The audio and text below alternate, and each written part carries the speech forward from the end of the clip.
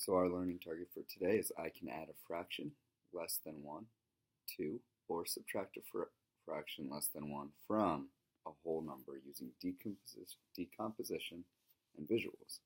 So we're going to use tape diagrams today, we're going to use number lines, and we are also going to use number bonds to add fractions less than 1 to a whole or subtract a fraction less than 1 to a whole. So, for example, if we were going to add a whole number and a fraction, we can think of it like this. What would 200 plus 5 be? 205. You're just adding on the 5 at the end to your ones place. If you're thinking about what's 2 hours plus 5 minutes, we would say 2 hours, 5 minutes. We're going to use that same type of thinking when we add 2 wholes plus 1/2. We can just put those together.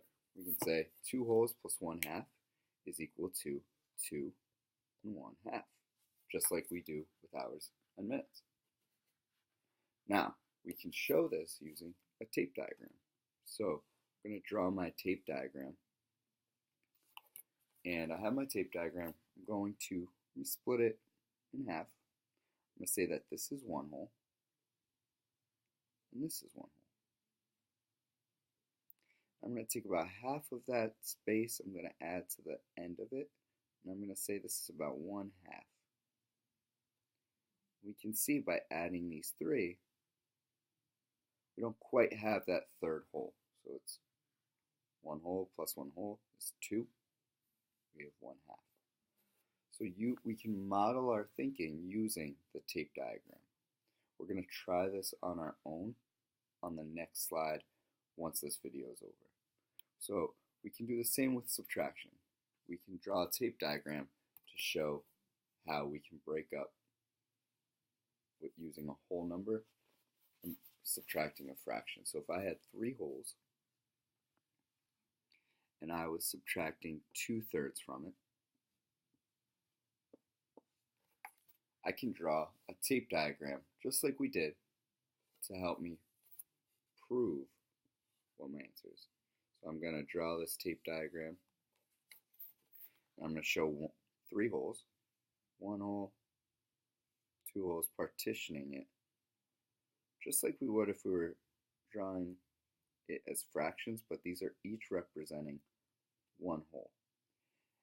And because we're subtracting 2/3, I want to make sure that I'm turning these units into thirds. So I'm going to partition it evenly. So now I have 1/3, 2/3, 3/3, and we're subtracting 2/3 from it. So I'm going to cross 1 out, cross a second 1 out, because my numerator is 2. We're subtracting those 2/3. So now I have 1 whole plus 1 whole, that's 2.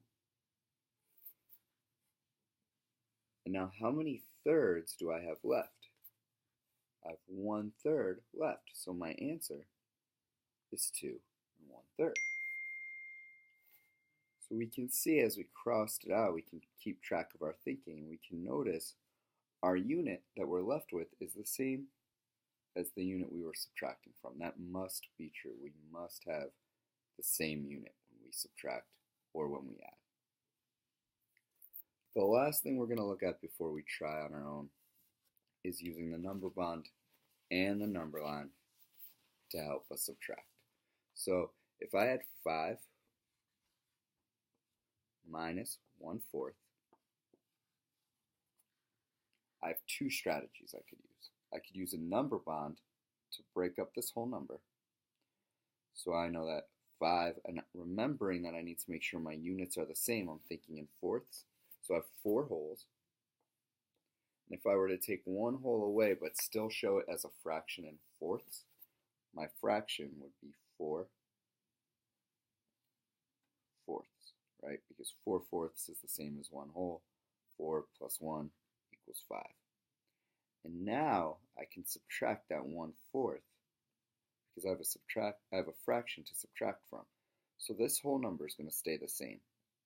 I'm going to stay with 4 as my whole number. And now I can do 4 fourths subtracted by 1/4. We know that our denominator is going to stay the same. And we know 4 minus 1 is 3/4. We could also draw the number line. Now, I know that's not our favorite, but we used yesterday to become experts with it, and we can kind of zero in with our benchmark number. So I'm going to start with 4 as my benchmark number. And I'm going to have 5 on the other side. That's the number we started with, 5 holes.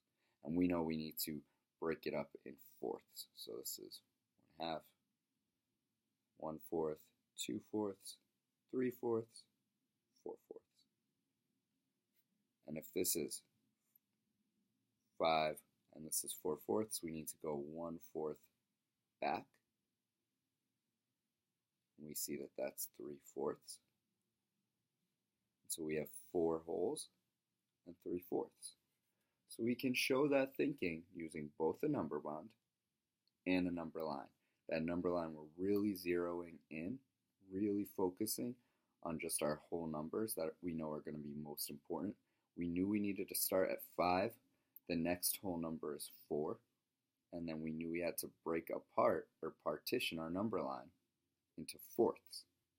And then we could subtract. It's the same with the number bond. We're taking our whole number out. We're turning one whole into a fraction. And then we can subtract. Our whole number is going to stay the same. Our fraction we are going to subtract from, and we're left with 3/4 in this case. I'm going to have 3 problems on the next sheet using all of the examples from this video. If you feel good after looking at this video and trying the problems on your own, then the worksheet will be no problem at all.